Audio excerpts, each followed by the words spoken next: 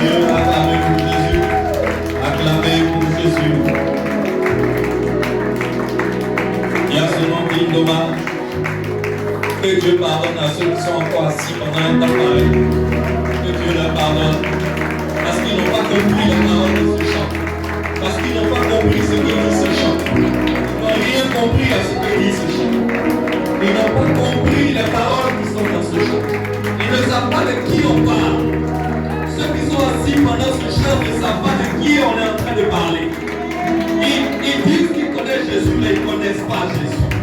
Quand on prononce des paroles comme ça, Jésus, merveilleux nom, couronné, rayonnant de beauté, ta majesté, et tu es assis, et tu ne bouges pas, et tu n'es pas prosterné. Je ne sais pas si tu sais de qui on parle, je ne sais pas si tu sais de qui on parle, ça me fait mal pour toi.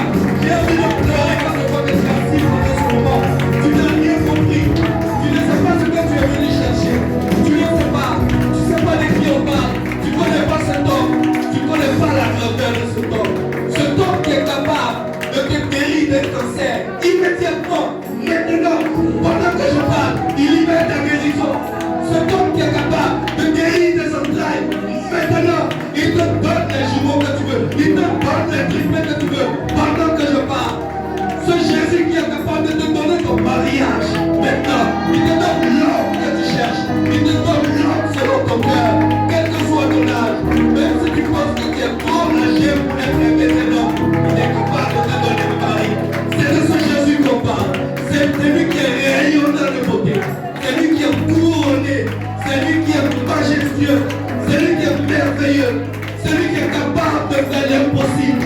Et quand on parle de ce Dieu, et que tu n'es pas debout, et que tu n'es pas prosterné, et que tu n'es pas répandu par terre, j'ai mal pour toi. J'ai mal pour toi parce que je ne sais pas si tu comprends. Je ne sais pas si tu sais de quoi il s'agit. Béni soit ce Dieu. Béni soit ce Dieu. Béni soit ce Dieu. Béni soit ce Jésus. Jésus, béni soit le Dieu de l'impossible. Que cherches-tu? Comment s'appelle la montagne que tu veux franchir? Comment s'appelle la montagne qui est devant toi, que tu n'arrives pas à déplacer?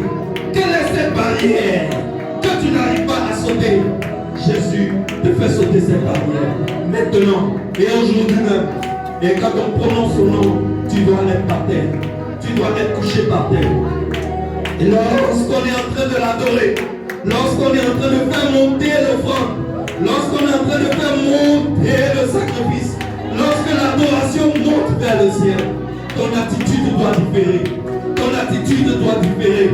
Ton attitude doit être différente. Ton attitude doit être spéciale. Parce qu'on n'est pas en train de parler de tout le monde. On n'est pas en train de parler de n'importe qui. On est en train d'adorer le Dieu des dieux. On est en train d'adorer le Saint des Saints. On est en train d'adorer le lion de la tribu de Juda. On est en train d'adorer le prince de Juda. On est en train d'adorer Dieu descendu parmi les hommes. Oh, Jésus reçoit l'adoration du temple gloire ce matin. Reçois l'adoration du temple gloire ce matin. Le temple gloire te dit pardon. Nous nous repentons parce que nous n'avons pas compris que c'est de toi qu'il s'agissait. Nous nous repentons, Seigneur. Pardonne-nous. Et reçois nos acclamations. Reçois notre consternation. Reçois nos acclamations, les acclamations de ce temps. De ce peuple qui veut venir vers toi.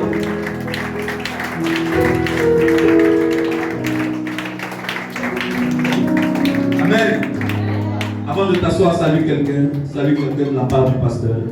Salue quelqu'un de la part du pasteur. Reçois l'adoration du temple gloire ce matin. Le temple gloire te dit pardon. Nous nous repentons parce que nous n'avons pas compris que c'est de toi qu'il s'agissait. Amen. Nous sommes au début du mois de mars. N'est-ce pas? Et le mois de mars cette année, c'est un mois où tout s'écrit en gloire. Dis-moi Amen. En ce mois de mars, tout dans ta vie s'écrit en gloire. En ce mois de mars, tu vas de gloire en gloire. En ce mois de mars, tu entendras une nouvelle que tu n'as jamais entendue de ta vie. Dis-moi Amen. En ce mois de mars, quelque chose se passera dans ta vie que l'œil n'a point vu, que l'oreille n'a point entendu, qui n'est jamais venu à l'esprit d'un homme. Et je déclare qu'en ce mois de mars, voilà ce qui t'arrive. Il t'arrive une bonne nouvelle. Le mois de mars te porte une bonne nouvelle. Le mois de mars est un mois de gloire. Tout dans ta vie s'écrit en gloire. Tes affaires s'écrivent en gloire. Ton compte en banque devient gloire. Tes finances s'écrivent en gloire. Ta santé est gloire. Tes opérations sont gloire. Tout ce que tu cherchais, tu le gagnes en gloire. Tout ce que tu souffrais pour demander, maintenant tu le reçois avec gloire. Reçois la gloire en ce mois de mars. En ce mois de mars, tout dans ta vie s'écrit en gloire. Tu vas de gloire en gloire. Reçois la gloire. Que tout dans ta vie devienne gloire. Ton histoire ne s'écrive que par la gloire. Dans le nom puissant de Jésus. Amen. Tu peux t'asseoir. Amen.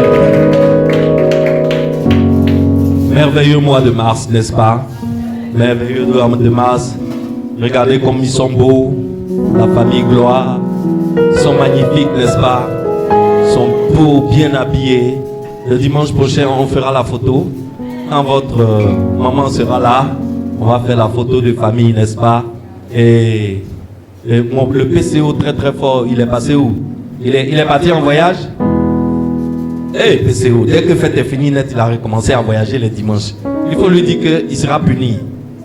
Il n'a qu'à faire ces voyages-là dans la semaine. Dimanche, il faut qu'il vienne là. On ne peut pas permettre que notre PCO... La fête était réussie, non? La fête était réussie, non? Acclamez pour Jésus. Amen. Amen. On a eu une belle fête. Le lendemain de la fête, j'étais chez mon père à la maison pour lui dire merci d'être passé et tout. Et il m'a dit, mais Bishop, hey, il y avait à manger, oh. Vous avez préparé, hein? J'ai dit, hein? Donc, dans l'amusement là, c'est comme ça on a fait la cuisine. Maman, on a fait beaucoup de cuisine comme ça. Il y avait à manger comme ça. Et papa, le père même dit que qu'il y avait à manger comme c'est pas possible. J'ai dit, ah bon? Moi je ne me rendais pas compte. Vous voyez comment Dieu fait ces choses. Dieu, il suffit que tu aies foi en lui. Tout ce que Dieu te demande, c'est que là où on te dit que c'est impossible, là où tout le monde te dit que c'est impossible, là où toi-même ton cœur et ton cerveau te disent que c'est impossible, ce que Dieu attend de toi, c'est que tu dises, à cause de mon Dieu qui est au ciel, moi je dis que c'est possible. Et tu fais quoi? Le premier pas. Et tu fais le premier pas pour montrer à tout le monde que tu crois que c'est. Et qu'est-ce que Dieu fait? Dieu rentre dans le premier pas. Et il fait de ton premier pas 1000 pas, 10 000 pas, 100 000 pas. Le temps que les gens se rendent compte, ce qu'eux ils disaient impossible là, c'est devenu possible dans ta vie. Et c'est ce Dieu qu'on adore dans cette maison.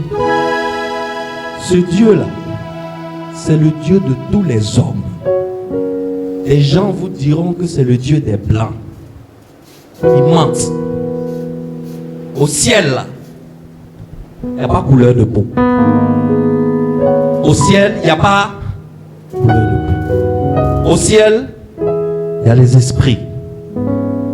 Il y a Dieu, l'esprit de Dieu, et puis il y a l'esprit des hommes. Dieu dit pour que nous soyons esprits, il faut qu'on soit connecté à lui. C'est tout ce qu'il nous demande. Malheureusement, nous les hommes, on se déconnecte de lui pour se connecter à Satan.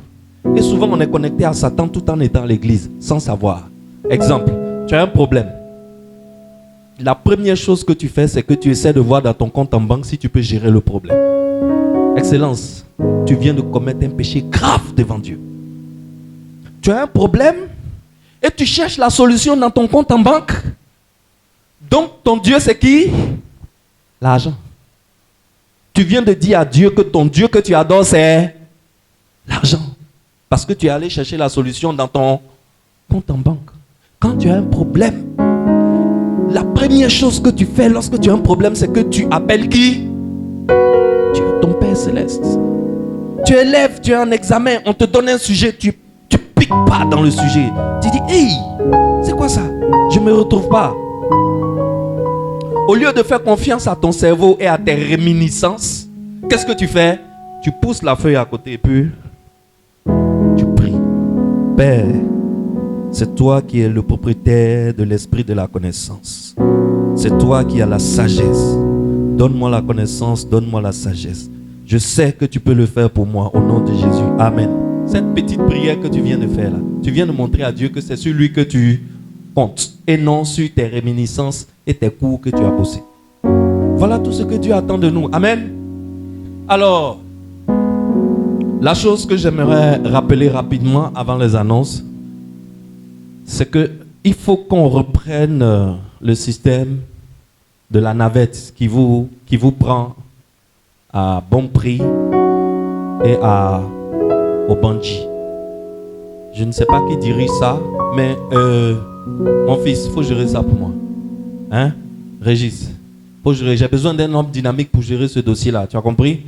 Et je te fais confiance. Il faut trouver une navette et chaque dimanche, je sais que pour tout le mois de mars, c'est déjà payé. Il y a un frère, il y a une sœur de l'église qui a déjà payé le transport de tout le mois de mars. Donc, il faut juste contacter Maman Conan pour avoir le financement. Alors, il y a une navette qui vous prend tous les dimanches devant Bon Prix et au Carrefour Bandji et qui vous amène à l'église. Et surtout, la partie la plus importante pour moi, c'est le départ. Parce qu'à l'heure où on finit le culte, il y a plus souvent, tu sors et toute l'église est dehors en train d'attendre les warriors. Ça fait trop mal, je ne veux plus voir ça avec mes yeux. Je ne veux plus voir ça avec mes yeux. Quand on finit, tout le monde embarque dans la navette et on dépose tout le monde au Carrefour Bandji. À partir de Bandji, tout le monde peut aller à la maison même. N'est-ce pas? Je ne veux plus voir les membres de cette église s'asseoir sous les apatams devant là. 30 minutes en train d'entendre, oh, ça peut me tuer. Ça peut me tuer. Alors Régis, tu me gères ça. Je te fais confiance à 100%. Gère-moi ça bien. Ok? La deuxième chose, c'est que notre oncle, c'est son anniversaire, le pasteur Olivier. Acclamez Dieu pour sa vie quand même. Acclamez Dieu pour la vie, c'est l'anniversaire de notre oncle. Et j'aimerais que, si vous le permettez, je vais vous donner son numéro de téléphone. Que tout le monde l'appelle ou bien lui envoie un texto ou bien un WhatsApp pour lui souhaiter joyeux anniversaire, notre oncle. Temple gloire. Amen. Amen. Alors, voilà son numéro. Tout le monde peut prendre son numéro. Prenez son numéro, c'est une bonne chose. Et envoyez Happy Birthday to you à notre oncle, le pasteur Olivier. Ça va lui faire chaud au cœur. En fait, ça va le surprendre. Et juste cette surprise-là, ça suffit pour être un beau cadeau d'anniversaire. Maintenant, si quelqu'un a 2 bouteilles de champagne chez lui qui veut nous donner aussi, on prend. Amen. C'est pas gâté, on prend. Voilà. C'est pas notre thème ici. Amen. Bien. Nous allons passer à la parole. Si vous avez fini de prendre le numéro, nous allons rentrer dans la parole aujourd'hui. J'ai quelque chose de magnifique pour vous, n'est-ce pas? Et c'est bon? On peut y aller? Vous avez pris le numéro? Bien. Alors, ce matin, je reviens vous parler de l'une des 4 femmes dont la Bible a jugé utile d'inscrire l'histoire. L'une des 4 femmes qui font partie de la généalogie de notre Seigneur Jésus-Christ. Il y a eu des centaines de femmes, voire des milliers, dans la généalogie de notre Seigneur Jésus-Christ, mais la Bible a jugé utile seulement de conserver l'histoire de 4 d'entre elles. Et nous avons déjà fait l'histoire de la première d'entre elles qui était Tamar, n'est-ce pas? Et on a vu qu'il y avait un diadème qui était caché dans la vie de Tamar. Et ensuite, nous sommes arrivés à la deuxième qui est Rahab. Et la dernière fois, nous avons parlé de cette dame que vous connaissez bien maintenant. Elle a reçu chez elle et elle a caché 2 espions d'Israël. Et elle a manifesté la foi dans le Dieu de ces espions-là. Et la foi qu'elle a manifestée dans le Dieu de ces espions, en cachant les espions, a fait qu'elle a eu la vie sauve. De telle sorte que Dieu lui-même, qui est au ciel, a préservé un contrat que Rahab a fait avec de simples hommes. C'est avec les espions qu'elle a tissé son deal. Et les espions lui ont dit, mets une corde rouge à la fenêtre, on reconnaîtra ta maison, on ne va pas détruire ta maison. Effectivement, Dieu a envoyé un ange guerrier. Après le 14e tour de Jéricho, toutes les murailles se sont effondrées. Mais la seule maison de Rahab est restée debout. Ça veut dire que Dieu a donné des instructions à l'ange guerrier. Il a dit, tu détruis tout sauf la maison de Rahab. Et nous tous, on connaît le travail de Rahab. Quel travail elle fait? C'est une guébelle. N'est-ce pas? C'est un mouvement de coquelet. C'est ça, non? Voilà. Comment les enfants disent ça? Elle se vend ou se jette? Non, elle se fata. Elle se là. Voilà. Elle se là. Elle se là. C'est ça, non? Voilà. C'est une prostituée.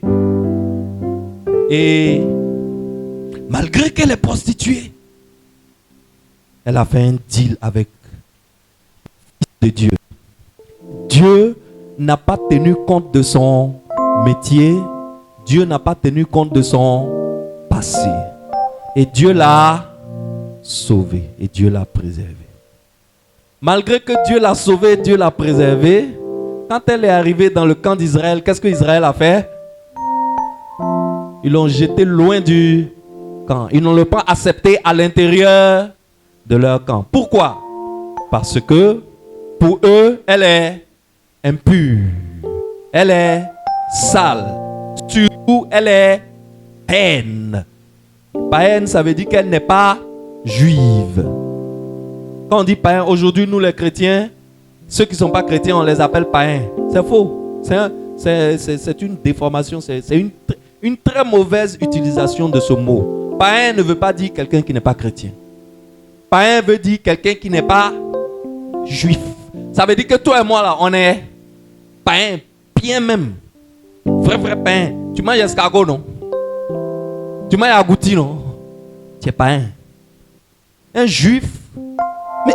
Mais quand tu dis à juif qu'on mange escargot, mais il commence à vomir devant toi. Mais nous, on met ça dans sauce graine. Et puis, on peut... Écoutez, il faut leur dire que c'est bon quand même. Hein. C'est quelque chose, c'est très bon. Donc, nous, on est des païens. Et malgré qu'elle soit païenne, Dieu l'a préservée. Et la bonne nouvelle, c'est que nous avons vu le dimanche surpassé. La bonne nouvelle, c'est que un gars dans Israël est tombé fan d'elle. Il est tombé amoureux d'elle. Et il a épousé. Je t'annonce qu'en cette année 2022, Dieu t'enverra une bonne nouvelle. Dis-moi amen. Dieu t'enverra une bonne nouvelle comme il a envoyé pour Rahab. Oh, une nouvelle que tu n'as jamais entendue dans ton histoire. Et la grâce de Dieu est venue dans la vie de Rahab. Et quand la grâce de Dieu vient dans ta vie, la grâce de Dieu ne tient pas compte de ton origine. Elle ne tient pas compte de ton passé. Elle ne tient pas compte de ton histoire. C'est les hommes qui tiennent compte de ton passé. C'est les hommes qui tiennent compte de ton origine. La grâce de Dieu, quand elle vient dans ta vie, elle te fait du bien. Point final. Elle ne tient pas compte de où tu viens, qui tu es, de quelle famille tu descends. La grâce de Dieu ne fait pas ça. Et c'est ce qui est arrivé à Rahab. Et le gars qui est tombé fan d'elle, il s'appelle Salmon. Il y a certaines versions qui disent Salma. Il y a certaines versions qui disent Salmon. C'est pas Salomon. C'est Salmon. Et il est tombé fan d'elle. Et Rahab est tombée enceinte. Et malgré qu'elle a connu une tonne d'hommes dans sa vie, le diadème n'était pas sorti. Mais il a fallu que elle rencontre Salman pour que le diadème qui était caché en elle sorte 9 mois plus tard. Et ce Rahab est l'ancêtre de notre Seigneur Jésus-Christ. Et de la prostitution, Dieu a repositionné Rahab parmi les rois. Le thème de mon message ce matin, c'est Rahab, le repositionnement divin. Dis-moi Amen. Cette année est une année de repositionnement divin. Dis-moi Amen. Alors, nous allons lire le texte du jour. Nous sommes en Nombre, chapitre 2, versets 1 à 3. Nombre 2, 1 à 3.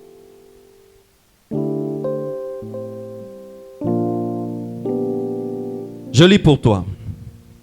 L'Éternel parla à Moïse et à Aaron et dit: les enfants d'Israël camperont chacun près de sa bannière. Souligne près de sa bannière, c'est très important.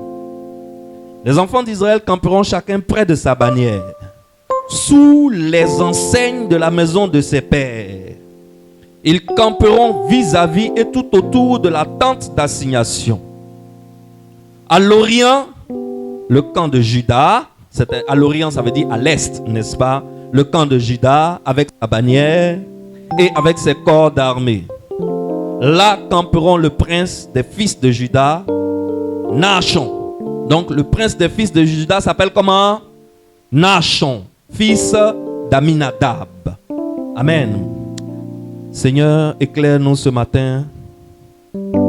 Permets-nous d'arriver à la quintessence de cette parole, au cœur de cette parole, à la pierre précieuse, aux diamants, aux pépites d'or qui sont cachés dans cette parole, dans le nom puissant de Jésus. Amen. Amen. Alors, de quoi parle le texte? Dans ce texte, Dieu a fait monter Moïse sur une montagne pour lui donner des instructions pour lui construire un tabernacle. Le tabernacle, ça veut dire la maison de Dieu. N'est-ce pas? Et la maison de Dieu sur la terre, Dieu voulait que cette maison soit construite exactement sur le même modèle qu'au ciel. Ça veut dire quoi? Ça veut dire que le tabernacle terrestre que Moïse devait construire devait être exactement à l'image du tabernacle céleste. Et tout ce qui se passe autour du tabernacle terrestre reflète le modèle céleste. Alors, Dieu dit aux enfants d'Israël que le tabernacle représente son trône sur la terre. Et comme le trône céleste est entouré d'anges, Dieu dit à Moïse et à Aaron: veillez à ce que le tabernacle terrestre aussi soit entouré par les différentes tribus d'Israël. Est-ce que quelqu'un me suit jusque-là? C'est une question de réflexion. N'est-ce pas? Il y a quelque chose au ciel. Il y a un tabernacle au ciel.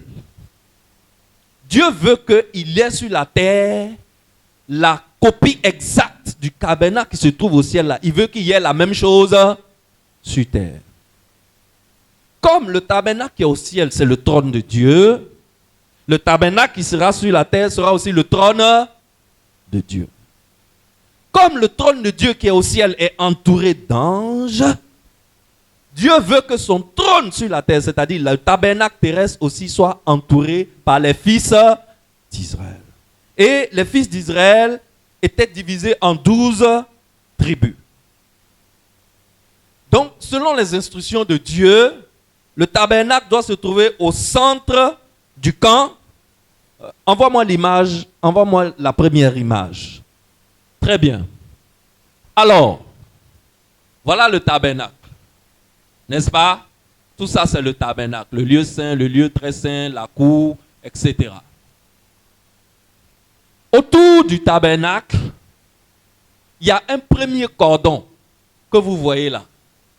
Ce premier cordon qui doit entourer le tabernacle directement est constitué de la tribu de Lévi. Les Lévites.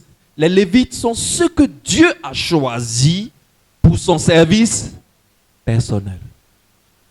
Les Lévites sont ceux pour qui la dîme a été instituée. Ça veut dire qu'un Lévite, normalement, il ne travaille pas. C'est pour cela qu'en Israël, quand on partage les terres, on ne donne pas aux Lévites. toutes les 12 tribus doivent apporter leur dîme pour nourrir les Lévites. Les Lévites, c'est les sacrificateurs. Donc, le sacrificateur qui exerce sur l'autel est nourri par le peuple qui doit ramener sa dîme. Il faut dire ça aux gens qui disent que la dîme est dépassée là. Il faut leur dire ça. Il faut leur demander, est-ce qu'aujourd'hui là, l'autel de Dieu n'est plus sur terre? Est-ce que l'autel de Dieu a disparu? L'autel de Dieu est encore sur terre. Et le sacrificateur qui exerce sur l'autel, il est nourri par la dîme qui est apportée par les autres tribus. Aujourd'hui, les pasteurs sont obligés de travailler parce que vous n'apportez pas vos dîmes. Dans cette église, ça commence à aller. J'ai vu beaucoup d'améliorations. Acclamez pour vous-même. Je pense que la parole commence à rentrer dans cette maison. Dieu commence à toucher les cœurs. J'ai vu beaucoup d'améliorations. Quand on a commencé cette église, je vous dis, dimanche, dîme, 2000, 4000. Donc ça veut dire que dans tout le mois, dans toute la semaine là, Dieu n'a rien donné à personne dans l'église. Revenons à nos moutons. Donc le premier cordon doit entourer le tabernacle. C'est les Lévites. Maintenant, au-delà du premier cordon qui entoure le trône de Dieu qui est le tabernacle, il y a un deuxième cordon qui est constitué par toutes les 12 autres tribus. Quelqu'un va me dire pourquoi 12? Puisque si Lévi est là, normalement il ne reste pas 12 tribus, il reste 11. On est d'accord? Quelqu'un va me dire mais pourquoi il reste encore 12 tribus? N'oublie pas que Joseph, au lieu de donner une tribu, Joseph a donné 2 tribus avec ses enfants, Ephraïm et Manassé. Donc, quand la tribu de Lévi part pour s'installer autour du tabernacle, il reste combien de tribus? Il reste encore 12 tribus. Il reste 12 tribus à cause de Ephraïm et Manassé. Voilà ce que Dieu demande. Dieu demande, c'est Dieu lui-même, personnellement, qui a appelé Moïse sur la montagne pour donner les instructions à Moïse. Il dit, je veux que les Lévites entourent mon trône. Ensuite, qu'il y ait un deuxième cordon.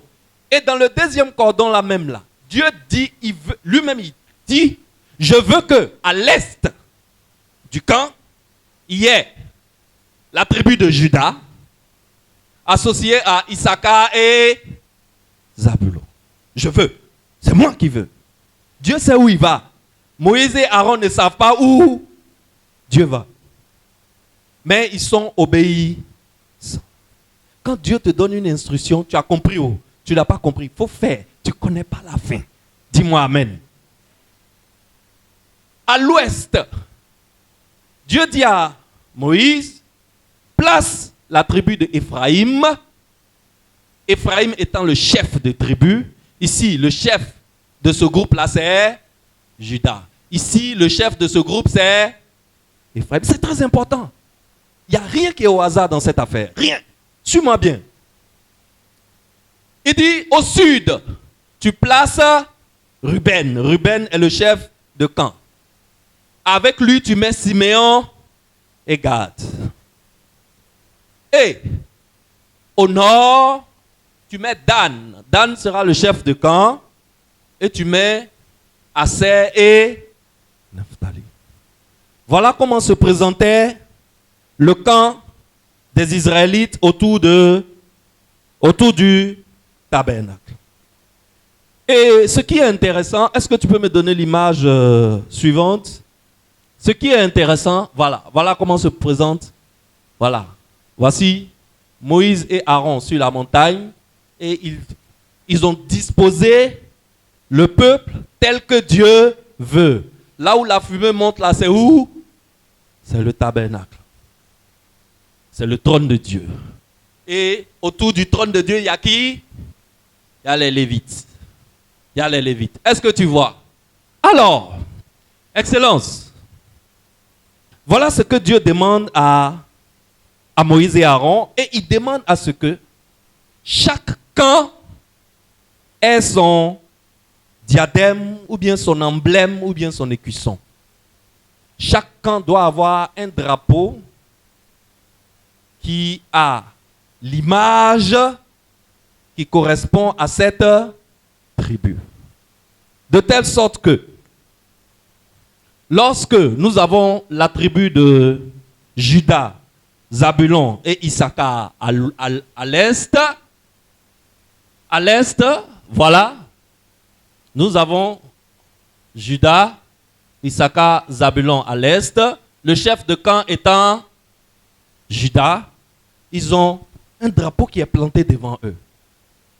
Et sur le drapeau qui est planté devant leur camp ici, il y a un emblème. L'emblème de Juda, c'est le lion. Même moi, l'emblème de Juda. L'emblème de la tribu de Juda, c'est le lion. C'est ce drapeau-là qui flotte devant le camp de Juda. À l'ouest, devant le camp d'Éphraïm, on a un drapeau, un emblème qui flotte. C'est le veau ou le taureau. Même moi, l'écusson d'Éphraïm. L'écusson d'Éphraïm, c'est le veau ou le taureau. Voici le drapeau qui est devant le camp qui est à l'ouest. Au sud, devant le camp de Ruben, où il y a les tribus de Riboën, Siméon et Gad, leur emblème c'est l'homme. Leur emblème c'est l'homme. Voilà. Là, tu vois une image d'homme, etc., etc. Leur emblème, c'est l'homme. Voici le drapeau qui est fixé devant eux. Et enfin, nous avons le camp de Dan au nord, qui est constitué de la tribu de Dan, Asser, Nephtali. Leur emblème, c'est l'aigle. Donc, on a 4 groupes de tribus qui sont autour du tabernacle. Le groupe de Juda à l'est, avec l'emblème le lion. Le groupe d'Éphraïm à l'ouest, avec emblème le veau ou le taureau. Le groupe de Ruben au sud, qui a pour emblème l'homme. Et le groupe de Dan au nord, qui a pour emblème l'aigle. En résumé, mets-moi l'image avec le tabernacle au centre. En résumé, ça donne une très belle image. Ça donne une très belle image, voilà. Voilà comment le camp d'Israël était étalé. Là où tu vois que ça monte au ciel, c'est quoi? C'est le tabernacle. Alors, si tu me suis bien, tu vas comprendre quelque chose ce matin dans la pensée de Dieu. Ce que tu vois sur l'écran, la disposition d'Israël, là, ça est sous quelle forme? Quelle est la forme? C'est la croix. Ça veut dire que depuis le désert, quand Israël était dans le désert, en train de marcher vers la terre promise, Dieu était déjà en train de les préparer à la croix. Dieu était déjà en train de les préparer à la croix. Donc, c'est dans cette disposition de croix-là, quand il marche comme une croix qui avance. C'est dans cette disposition que le camp d'Israël avançait. Allons en Apocalypse chapitre 4, versets 6 à 7. N'oublie pas ce qu'on vient d'entendre. Allons en Apocalypse chapitre 4, versets 6 à 7. Il est dit, il y a encore devant le trône comme une mer de verre, semblable à du cristal.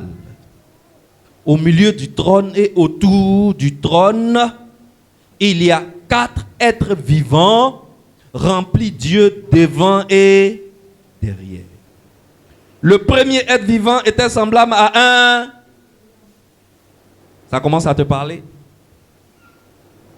Le second être vivant est semblable à un veau. On est quitté dans Nombre. Hein? On était dans Nombre tout au début de l'exode d'Israël. On est maintenant à la fin de la Bible. On est dans Apocalypse. Le troisième être vivant à la face d'un homme. La tribu de Ruben. L'emblème de la tribu de Ruben. Et le quatrième être vivant est semblable à un aigle qui vole. L'emblème de la tribu de Dan. L'emblème de la tribu de Dan. Est-ce que tu vois la cohérence qui est dans la parole de Dieu? C'est impossible de trouver cette cohérence-là dans aucun autre livre dans la Bible, sur cette terre. La Bible, la parole de Dieu est un livre cohérent. Les gens qui écrivaient les choses qu'on met dans la Bible, c'était des gens qui étaient dirigés par le Saint-Esprit. Ils ne comprenaient pas forcément les choses qu'ils écrivaient, mais ils les écrivaient quand même. Parce que celui qui les inspirait, lui, il sait ce qu'il fait. N'est-ce pas? Alors, Dieu dit à Moïse, mets le camp de Juda à l'est. Leur emblème sera le lion. Est-ce que tu penses que Moïse comprenait pourquoi Dieu a pris cette décision? Moïse ne comprenait pas. Si quelqu'un dans le peuple se lève pour aller voir Moïse, il dit, mais viens pas Moïse. Pourquoi Juda là, leur emblème, ça sera le lion? Ou bien, pourquoi pas le lion? Dans un sens comme dans l'autre, Moïse ne peut pas répondre. Moïse ne peut pas répondre. Mais Moïse, il faisait les choses par obéissance. Alors, nous sommes en train de constater que c'est ce qui est au ciel là qui est en train d'être appliqué sur la terre.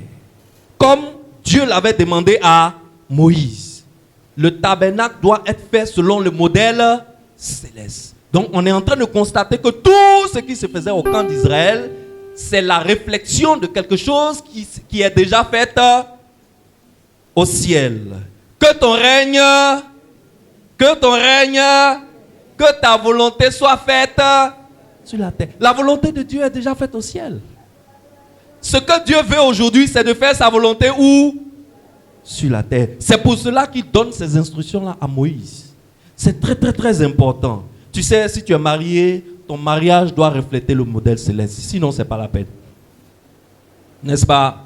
Toute chose que tu fais en tant qu'enfant de Dieu, ça doit refléter le modèle céleste. Et j'ai pris près de 2 mois ici pour vous montrer le modèle céleste du mariage. Si tu es chef d'entreprise ou bien pasteur d'une église, l'organisation de ton entreprise ou bien la structuration de ton église doit être semblable au modèle céleste. Parce qu'il n'y a que 2 modèles. Il y a le modèle céleste et il y a le modèle satanique. Si tu n'es pas en train de faire le modèle céleste, c'est que fatalement tu es en train de faire le modèle satanique. Alors si la structuration de tes affaires n'obéit pas au modèle céleste, tu es en train d'obéir à un modèle satanique. Si ton mariage n'est pas selon le modèle céleste, si toi dans ton mariage c'est ce qui plaît à ton cœur que tu fais, si pour toi le mariage c'est un endroit où on vient pour vivre la bérésina, la belle vie, et tu ne sais pas que le mariage c'est un carrefour de confrontation, d'apprentissage, de doux et d'amer mélangés. Excellence. Il faut que tout ce que tu fais soit selon le modèle céleste. Revenons à nos emblèmes. Il y a combien d'emblèmes?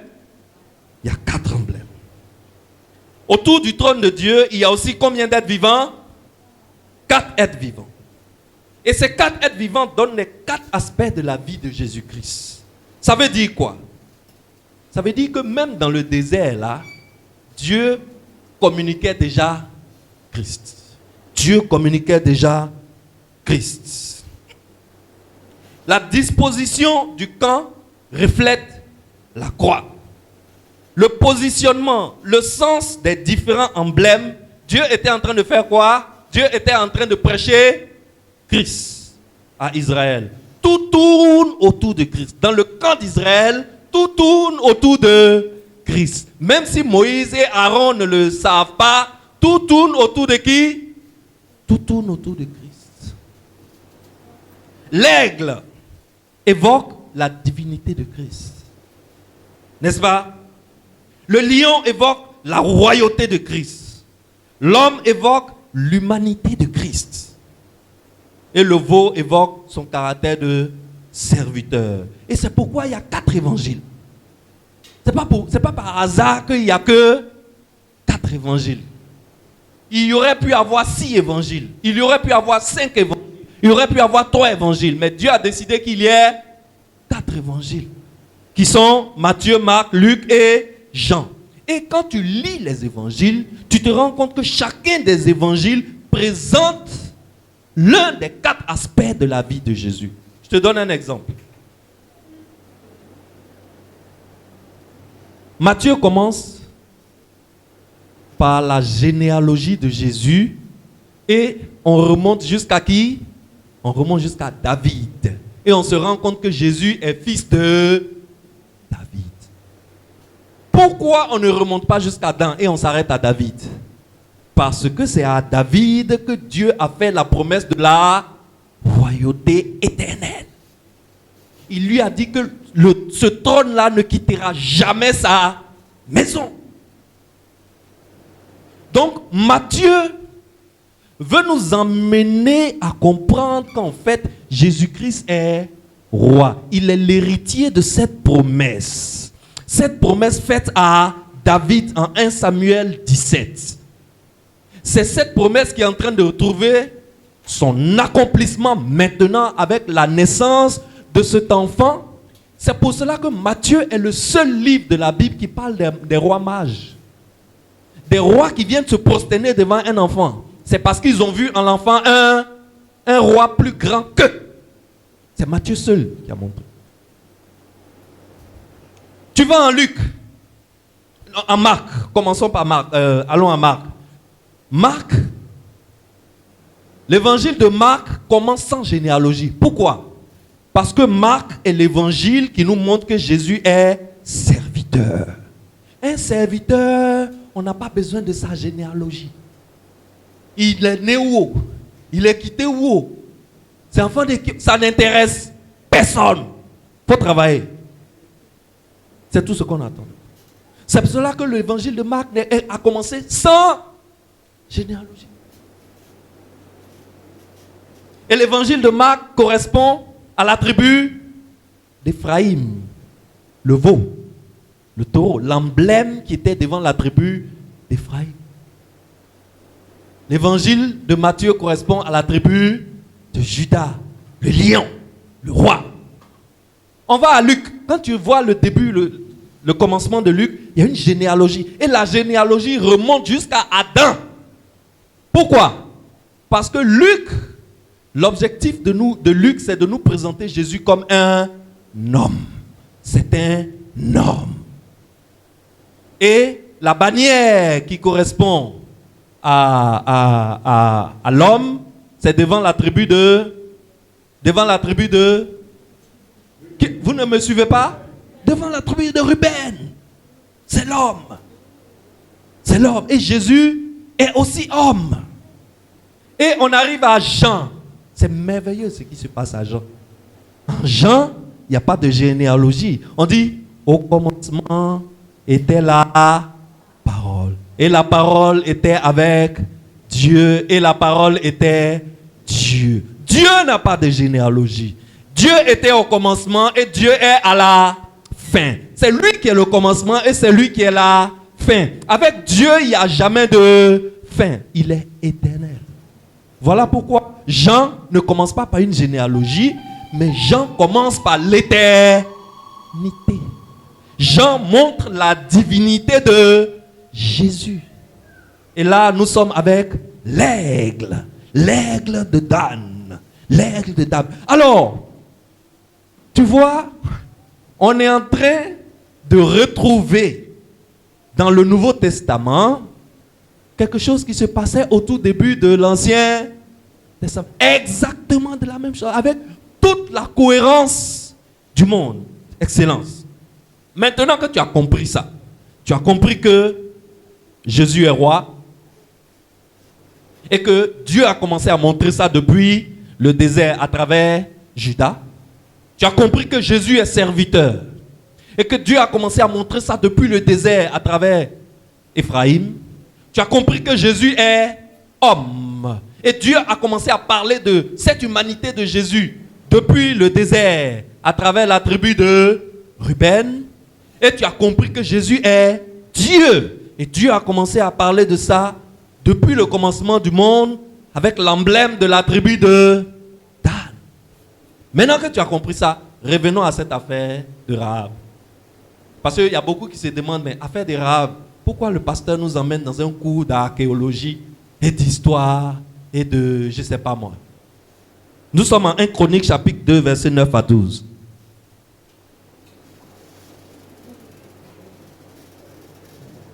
1 Chronique 2, versets 9 à 12. Suis-moi bien, tu vas découvrir quelque chose de merveilleux. Fils qui naquit à Etzron, Jérakmel, Ram et Kelubai. Ram engendra Aminadab. Aminadab engendra Naashon, prince des fils de Juda. Naashon engendra Salma. Salma ou Salmon. Et Salmon là, c'est le mari de qui? C'est le mari de qui? On est en train de venir.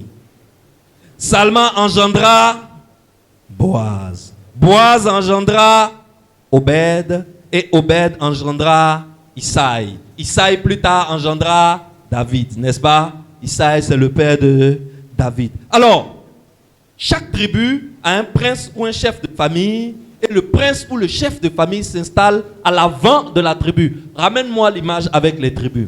Le prince de chaque tribu s'installe à l'avant de toutes les 3 tribus qu'il commande, qu'il dirige.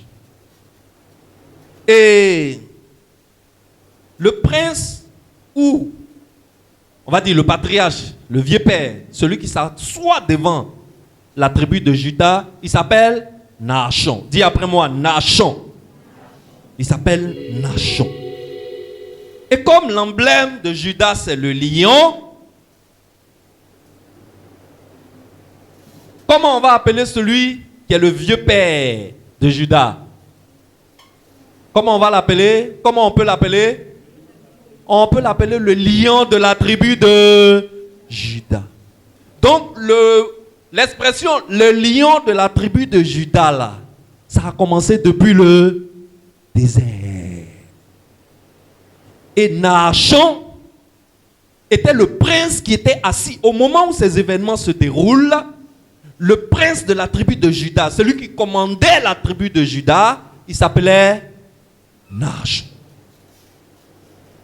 Son emblème, c'était le lion. Et comme c'est lui qui gère la tribu, il est un peu comme le capitaine de l'équipe. Et on pouvait l'appeler le lion de la tribu de Juda. Et les princes de chaque tribu travaillaient directement avec Moïse. Et de tous les princes qui travaillaient directement avec Moïse, celui qui nous intéresse ce matin, c'est Naashon. Naashon est un descendant direct de Juda. Si tu te rappelles, l'enseignement que je vous ai donné sur Tamar, on a lu Matthieu chapitre 1, verset 1 à 6, la généalogie. Qu'est-ce qu'il est dit là-bas? On nous avait parlé du père de Naashon qui s'appelle Aminadab et le fils de Naashon qui s'appelle Salmon. N'est-ce pas? Et quand Naashon est mort, quand il est parti en gloire, qui va prendre sa place?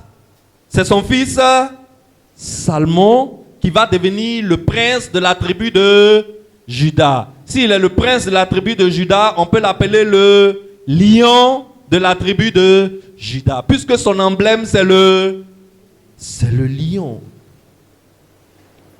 Allons en Apocalypse chapitre 5, verset 2 à 5. Apocalypse 5, verset 2 à 5.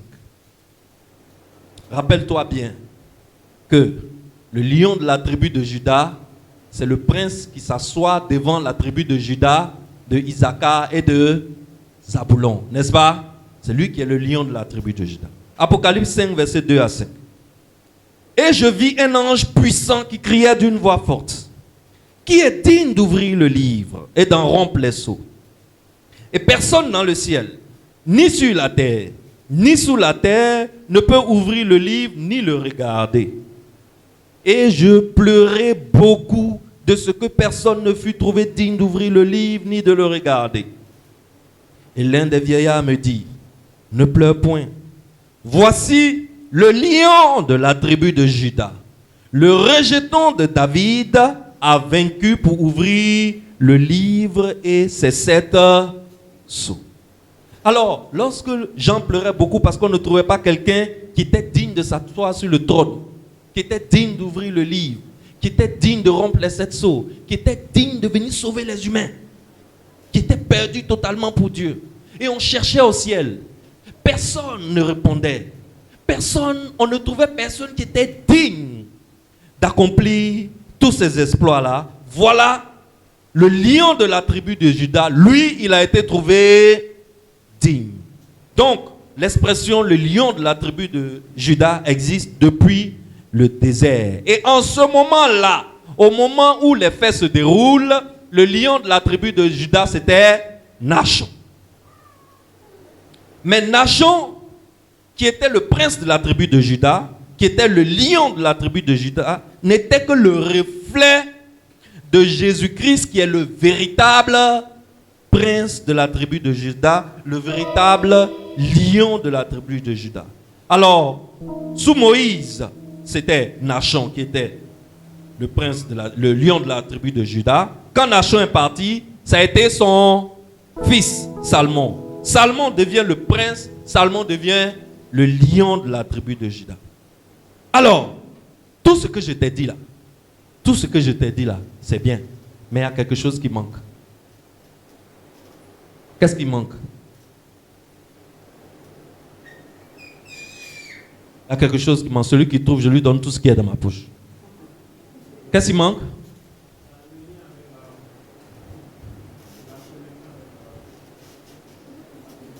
Tu es dans le sujet, mais tu n'as pas dit exactement ce que je cherche. Mais c'est de ça qu'il s'agit. Il manque quelque chose de très simple. Qu'est-ce qui manquait à Adam lorsqu'il était en train de donner les noms aux animaux? Une femme. Il manque une femme. Sans femme, est-ce qu'on peut avoir des descendants? On parle de Nachon. D'abord, on parle d'Aminadab. Aminadab, Nachon. Nachon, Salmon. Mais si Aminadab n'a pas de femme, est-ce qu'il peut faire Nachon? Si Nachon n'a pas de femme, est-ce qu'il peut faire Salmon? Si Salmon n'a pas de femme, est-ce qu'il peut faire le diadème qui était caché? Il manque une femme. Salmon est obligé de prendre une femme s'il veut avoir un descendant. Il manque la femme de Salmon. Alors Salmon doit chercher une femme. N'oublie pas. Suis-moi très bien à partir d'ici. À partir d'ici, tu vas enfin comprendre où je veux t'emmener depuis le début. N'oublie pas que quand Dieu voulait faire le tabernacle sur la terre, il a demandé à Moïse de faire le tabernacle selon le modèle céleste. N'est-ce pas? Ça veut dire que tout ce qui se passe sur la terre dans le camp d'Israël est la réflexion de quelque chose qui se passe déjà au ciel. Salmon doit prendre une femme. Comment doit être la femme de Salmon? Au ciel, là, qui est la femme de Christ? C'est l'Église. Salmon est le prince de la tribu de Juda. Salmon est le lion de la tribu de Juda sous Moïse. Mais il n'est que la réflexion du vrai lion de la tribu de Juda, du vrai prince de la tribu de Juda qui est qui? Qui est Jésus-Christ. La femme de Salmon doit être semblable à la femme de qui? À la femme de... Puisque Christ est au ciel, il a déjà une femme. Sa femme, c'est... Comment l'église est? L'église est prostituée. Si tu veux acclamer, acclame bien. L'église est prostituée. L'église est païenne. L'église est adultère. L'église est idolâtre. L'église est encore quoi? Infidèle. L'église est insoumise. La femme de Salmon doit être quoi? Elle doit refléter toute tous ces défauts de l'église là, la femme de Salmon doit aussi refléter tous ces défauts. Parce que tout ce qui se passe sur terre n'est que la réflexion de ce qui se passe au ciel. Excellence. Voici le tabernacle. Voici la disposition des tribus. Voici les emblèmes des 4 groupes de tribus. Et tout ça parle de Christ. Salmon est devenu prince de la tribu de Juda. Son papa Nachon avait une femme. C'est pour ça que lui est né. Donc Salmon aussi a besoin d'une femme. Matthieu chapitre 1 nous disait, Nachon engendra Salmon, Salmon engendra Boaz. À chaque étape, il faut une femme. À chaque étape, il fallait une femme. Mais on suit un modèle. Lève la main et dis, on suit un modèle. On suit un modèle. L'épouse de Christ étant l'Église, l'épouse de Salmon doit être semblable à l'épouse de Christ. Donc l'épouse de Salmon ne pouvait pas être juive. Elle ne peut pas être juive. Elle devrait être païenne. N'est-ce pas? Est-ce que l'Église est juive? L'Église n'est pas juive. L'Église est païenne. L'Église est païenne. Israël est juive, mais l'Église est païenne. Toi et moi, on n'est pas juifs, on est des païens, mais on fait partie de l'Église. On ne donne pas le pain des enfants aux chiens. Qui sont les chiens? C'est nous les païens là que Jésus appelle les chiens. C'est nous. Toi et moi, on est dedans. Parce qu'on n'est pas juifs, n'est-ce pas? Alors, cette femme, avant de marier le prince de Juda, avant de marier le lion de la tribu de Juda, elle doit être comme l'Église. Elle doit ressembler à l'Église dans son état brut. Alors le Saint-Esprit va pousser Salmon à tomber amoureux d'une femme qui a tous les défauts que l'Église a. C'est quelque chose que personne en Israël n'allait avoir le courage de faire. Personne en Israël ne pouvait avoir le courage de sortir pour aller prendre pour femme celle qu'on a installée loin du camp, hors du camp. Et grâce à Salmon, non seulement Rahab va rentrer dans le camp, non, ce que Dieu fait est incroyable. Ce que Dieu fait est incroyable. Rahab est installée hors du camp parce qu'on trouve qu'elle est impure et sale à cause du métier qu'elle faisait.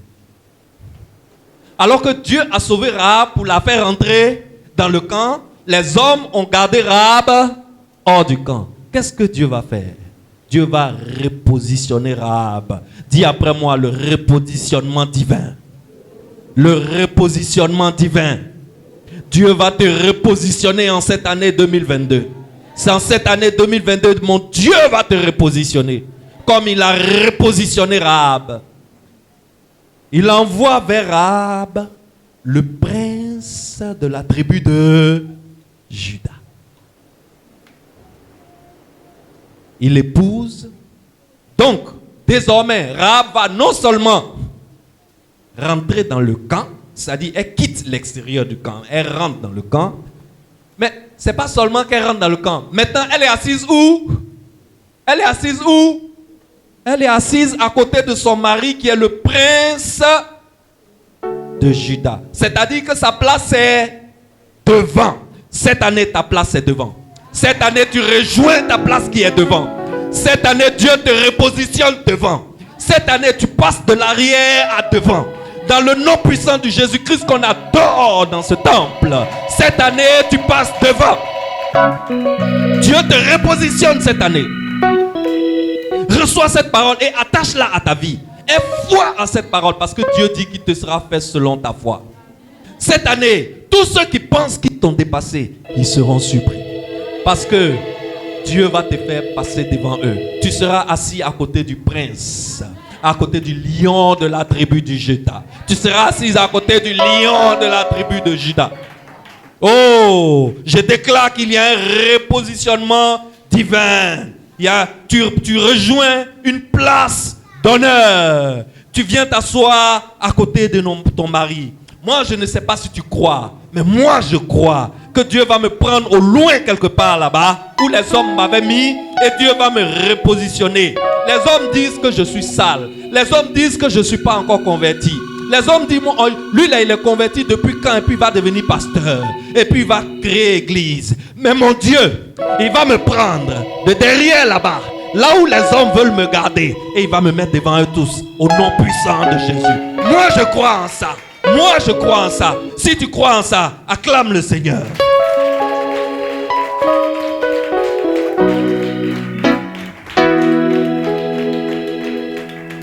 Tu sais, la prostituée Rahab est devenue maintenant la sœur Rahab, n'est-ce pas? Maintenant, c'est la sœur Rahab. Et c'est vrai, ils vont la faire entrer dans le camp. Ils vont lui dire, tu nous as sauvés, mais nous aussi on t'a sauvé. Mais n'oublie pas d'où tu viens, tu es païenne. N'oublie pas que ton ancien métier c'est prostituée, bouclée. Même si maintenant tu ne pratiques plus cette activité, Joe, l'esprit de prostitution là, ça quitte jamais. Oh. C'est pas ce qu'on dit dans nos églises. Si un frère ça va saluer la sœur Rahab et que dans un petit mouvement là, elle veut s'asseoir pour repositionner son pagne, il va dire hey, attention, esprit de prostitution, hey, fais doucement, fais attention. Excellence, je viens te dire aujourd'hui ce que aujourd'hui j'ai 48 ans. Ce que cette vie m'a appris, ce que cette vie m'a enseigné, c'est qu'il ne faut jamais négliger quelqu'un. Il ne faut jamais minimiser quelqu'un. Parce que tu ne connais pas le plan de Dieu pour sa vie. Tu minimises quelqu'un aujourd'hui. Tu le regardes parce qu'il est en tapette.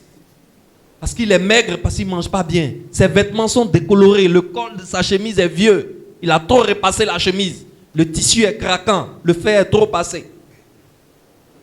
Ouais. Nous tous, on a porté ça.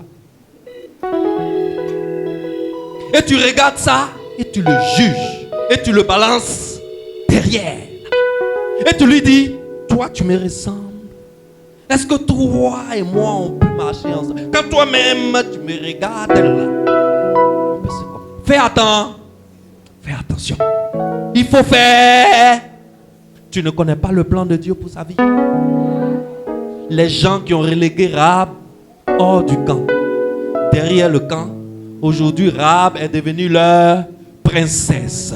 Rahab est passée de la prostitution à la royauté. Dis après moi, de la prostitution à la royauté.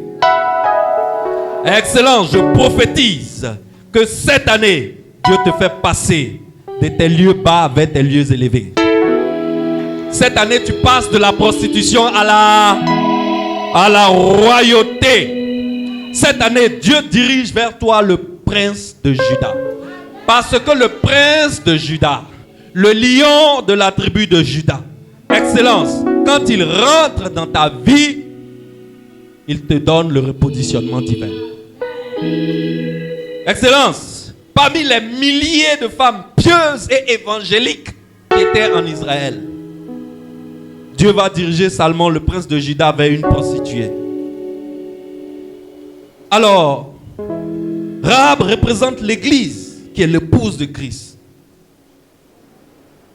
Et c'est Christ qui est le prince de Juda. Dieu l'a prise, Christ l'a prise derrière le camp et il l'a envoyé non seulement dans le camp, mais il l'a positionné au sommet, là où lui-même il est. Voilà ta place, église.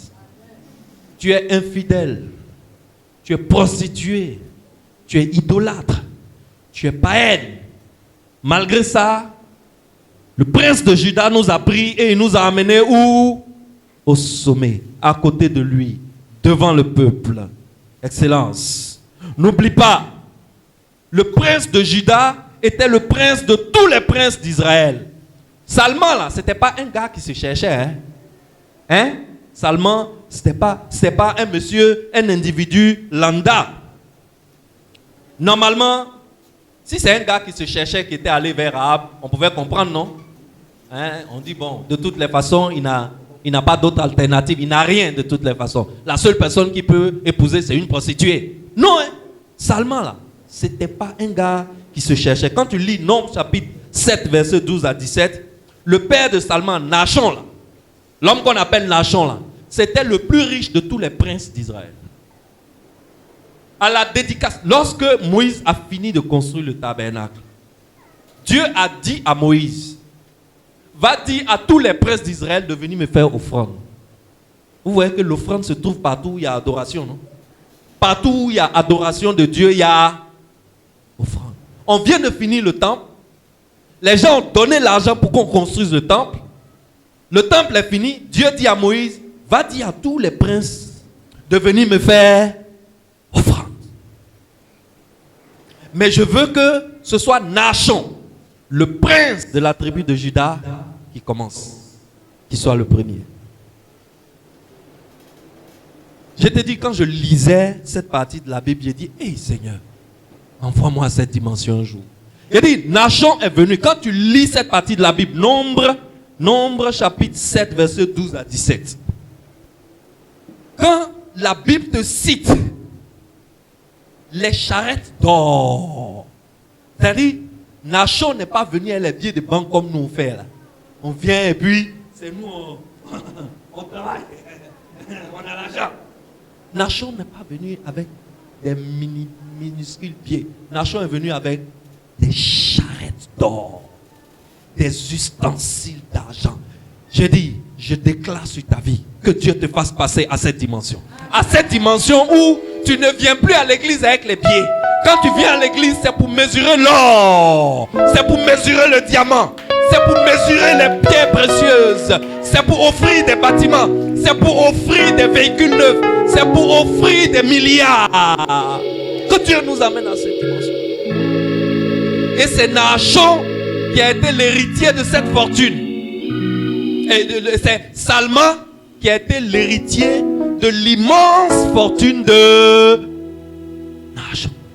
Aujourd'hui, quand on donne 1 million à l'église, nos épaules, désormais quand on vient à l'église, nos pieds ne touchent plus le sol. Mais je ne suis pas n'importe qui. Attention, moi je ne m'assois pas derrière. Il faut me donner la place à côté du pasteur quand même. Je donne quand même 1 million, non? Hein? 1 million, c'est l'argent. Tu sais qui on appelle Jésus? Jésus, lui, il a dépassé ce stade de millions. Jésus, lui, il a un stade où quand il a besoin d'argent, il parle à un poisson et puis quand le poisson vomit, l'argent là.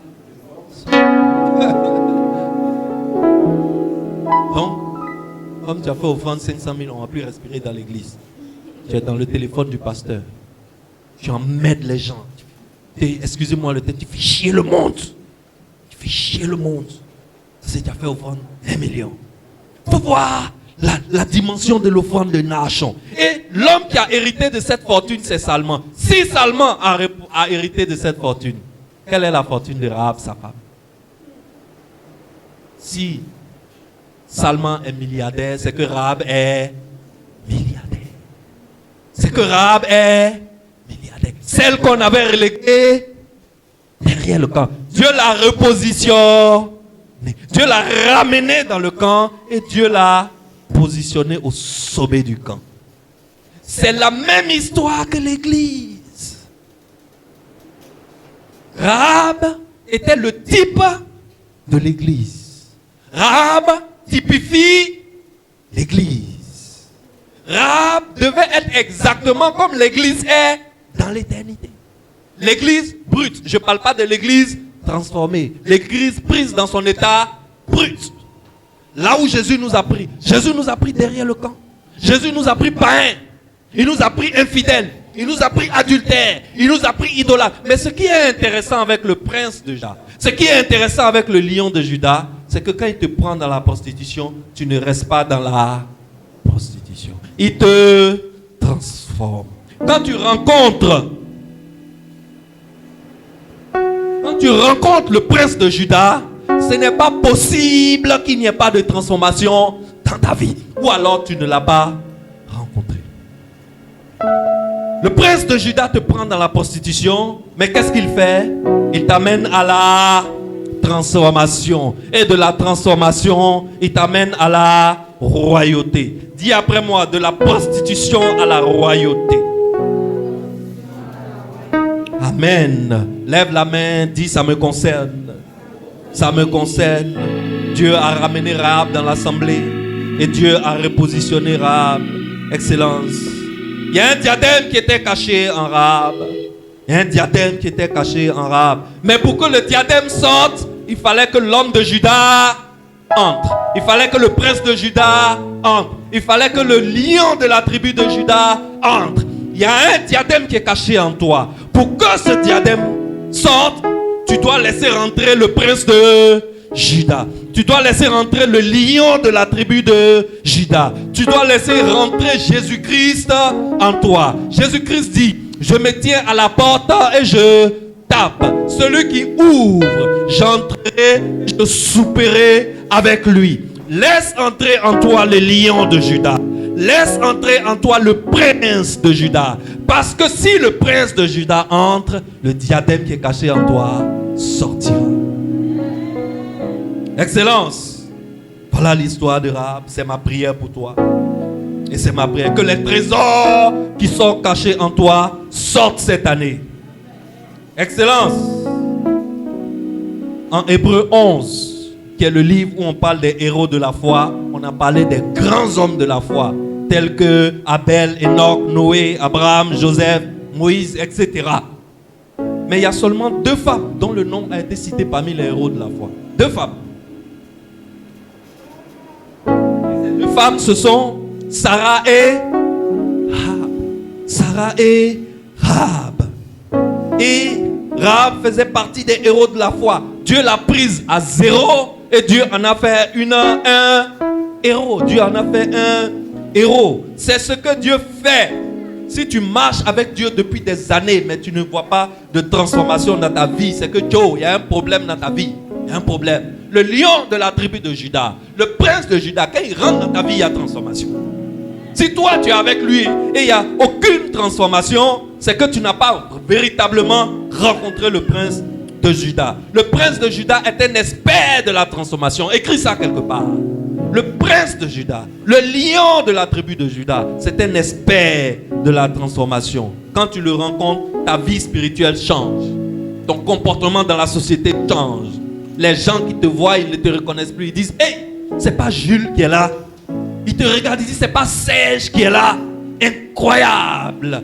Tant que tu as rencontré le lion de Juda, il y a forcément transformation dans ta vie. Même dans tes finances. Ta santé financière s'améliore lorsque tu rencontres le prince de Juda. Exemple, Rahab. Elle est passée de prostituée. Pourquoi elle se prostituait?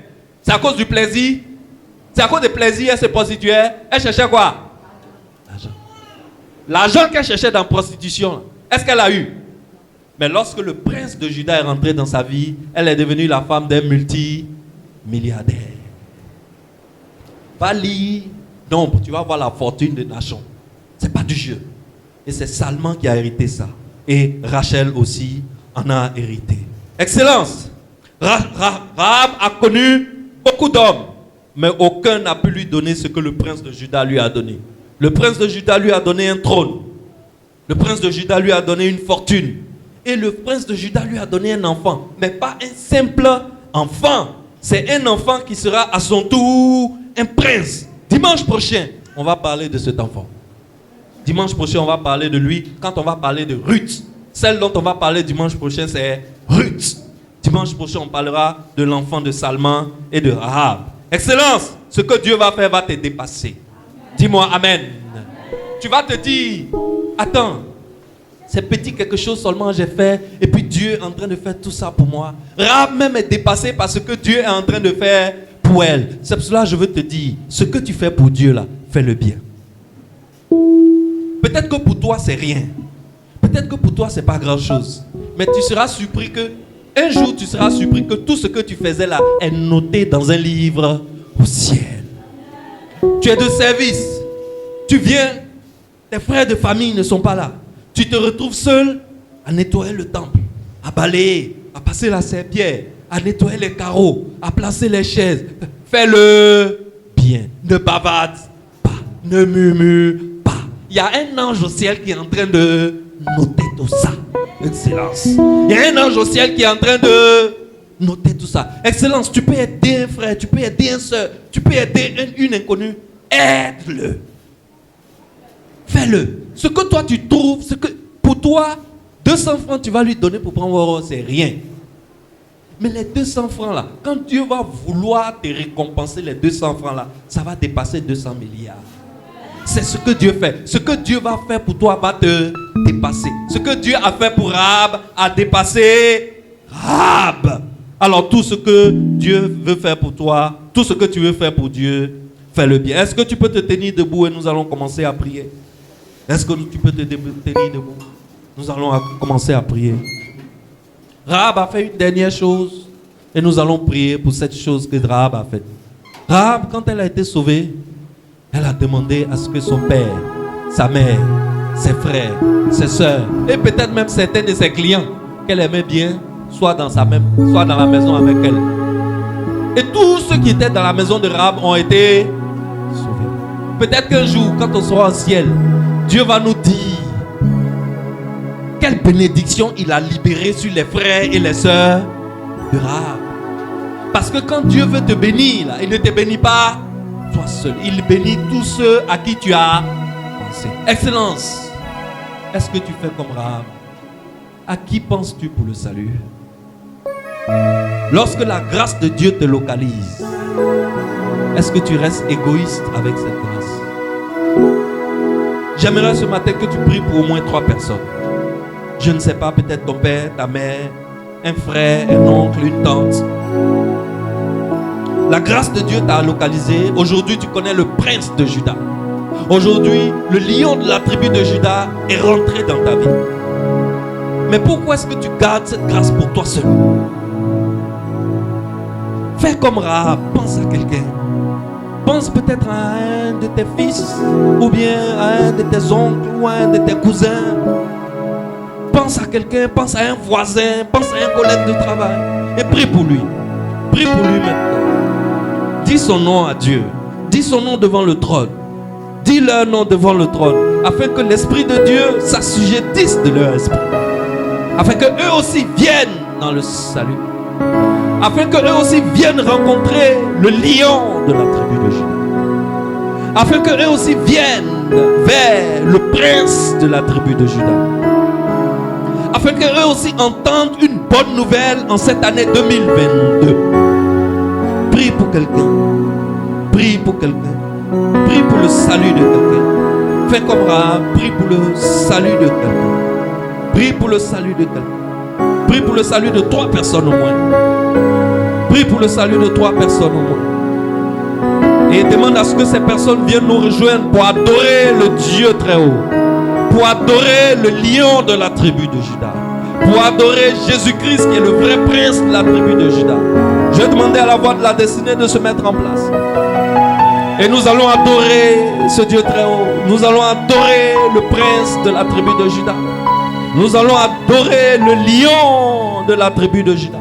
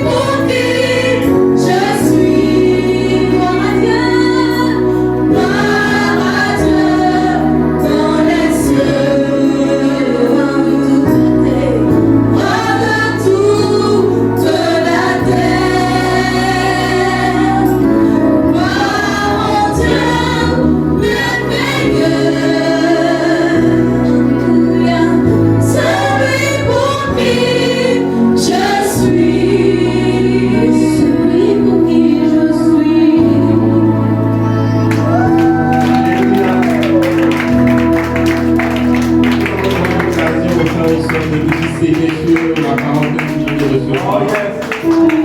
Pour ceux qui n'ont pas eu l'occasion de le faire, c'est le moment de notre deuxième offrande. Vous pouvez bénissez bien sûr la parole qu'on a reçue. Et ma prière, c'est que chacun de nous soit en cette année 2022 repositionné. Amen. Amen. Nous sommes bénis au nom de Jésus.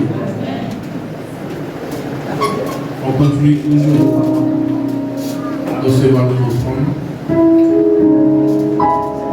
Et sans transition, nous allons passer aux annonces. Au titre des annonces, il faut savoir que le révérend Jules Dotsou par avoir vous dit merci. Merci à toute la communauté pour votre mobilisation exceptionnelle lors de notre anniversaire. Vraiment, on applaudit le champion de nous. Amen. Amen.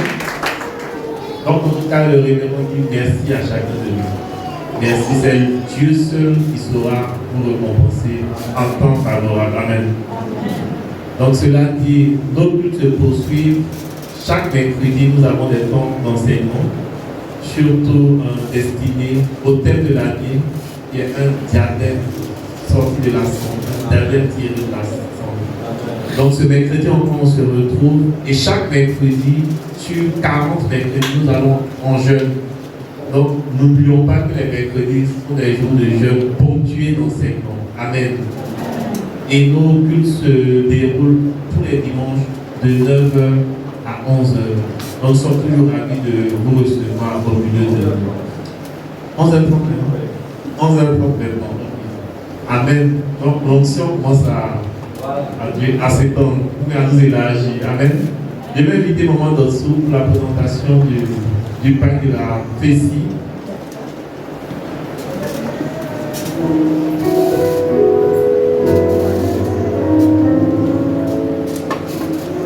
La Fessie, c'est la Fédération évangélique de Côte d'Ivoire. La Fédération évangélique de Côte d'Ivoire, c'est une association qui regroupe plusieurs églises, dont la Maison de la Destinée. Il y en a plusieurs, il y a l'Assemblée de Dieu, il y a beaucoup d'églises. Donc, nous faisons partie de cette fédération-là et cette fédération organise une fête pour l'unité de l'église, l'unité des églises évangéliques. Et c'est dans ce cadre-là que moi, je vais présenter le pain. Et demander à chacun de nous de pouvoir acheter pour le revertir. Merci beaucoup, Bishop. Merci beaucoup, peuple de Dieu. Comme le Bishop l'avait dit tout à l'heure, la fête c'est pour le 2. Ça commence le 27 mars, pardon, au 2 avril. Le dimanche dernier, il y avait la responsable des femmes de la destinée qui était ici, Maman Mylène, qui a parlé un peu de la Fessie et des programmes de femmes. Samedi, on était ensemble à l'église, c'était incroyable. Dommage qu'on ne voit pas les images, j'étais avec quelques femmes de la destinée. On est allé faire un petit footing. Mais c'était en réalité pour présenter les femmes, le bureau des femmes de la Fessie. Donc on a fait une marche de 9 kilos jusqu'à l'église, la maison de la destinée, c'était incroyable. C'était vraiment formidable de voir des femmes en train de Dieu chanter la gloire de Dieu, montrer au monde entier que nous appartenons à Jésus-Christ. C'était vraiment incroyable. On aura les images cette semaine ou la semaine prochaine. Par la grâce de Dieu, on va présenter un peu les images du bureau de la Fessie. Donc, on exhorte, ou la Fessie exhorte toutes les femmes. Ce n'est pas que les femmes seulement, les hommes aussi. On veut montrer au monde entier que nous sommes unis désormais. Que la maison de la destinée n'est pas seule et isolée. Que Vase d'honneur n'est pas seule, mais que nous formons une seule et même famille, indivisible comme les autres communautés le font. Donc nous avons Assemblée de Dieu ensemble, USO ensemble, Pentecôte ensemble et les églises individuelles comme la maison de la destinée, Vase d'honneur, ABMC, ainsi de suite ensemble. Donc c'est le pain, l'uniforme qui a été confectionné pour toutes les églises. J'ai hésité un peu, j'ai douté un peu de la capacité de mes membres parce qu'on a dit le pain était à 4 000 francs. J'ai dit à Madame Amour que non, c'est trop cher pour nous. Mais je pense que c'est pas cher pour nous. C'est pas cher. On peut. Ils ont vu un peu notre dimension le dimanche dernier. Ils ont témoigné, ils disent maintenant pour gloire, vous ne faites pas de la vingtaine. Et pour ça, je dis merci à toutes mes mamans qui se sont mobilisées. Ils étaient fiers de nous. Les femmes qui étaient là, ils étaient vraiment fiers de nous. Ils disent pour une jeune église, voir toutes ces femmes rassemblées pour préparer, vraiment c'est incroyable. Et je vous dis chapeau à toutes ces mamans, à toutes ces femmes qui se sont mobilisées. Donc mobilisez-vous encore pour ce pain. Le morceau est à 4 000 francs. On le portera, je crois, le 27 mars. Donc disons on a 4 semaines ou 3 semaines pour le porter. Je suis venue seulement avec une pièce. Donc celles où ceux voudront s'en procurer. Vous me voyez à la fin du culte, 4 000, cette fois-ci il n'y a pas crédit, c'est cash-cash. Donc on me donne, si vous en voulez, vous pouvez donner le nom et en semaine, je vais vous apporter. 4 000 francs le morceau. Tu peux prendre un morceau, ou 2 ou 3, et puis on sera en uniforme, on va aller célébrer Jésus-Christ. Merci beaucoup, à tout à l'heure. Merci. Merci, maman. Je crois que nous puissions nous lever. On va faire une prière spéciale pour le pasteur Jacques, qui est un peu souffrant. On va demander au Seigneur de le guérir. On va demander au Seigneur de le restaurer. Chacun de nous va élever la voix pour prier pour le pasteur Jacques.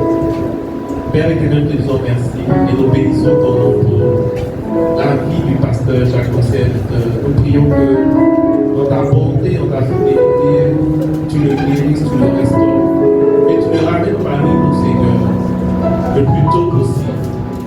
Merci parce que, Seigneur, tu transformes sa vie. Merci, Seigneur, parce que ton sang le lave et le purifie, le délivre, Seigneur, de toute oppression, de toute maladie, au nom de Jésus. Amen. On va prier pour la fin. Père, nous te disons merci. Merci de repositionner chacun de nous. Merci, Seigneur, d'envoyer chacun de nous de gloire en gloire à l'image de notre nom. Merci parce que, Père éternel, fais de nous, de chacun de nous, un diadème sorti de la cendre au nom de Jésus-Christ de Nazareth. Amen. Amen.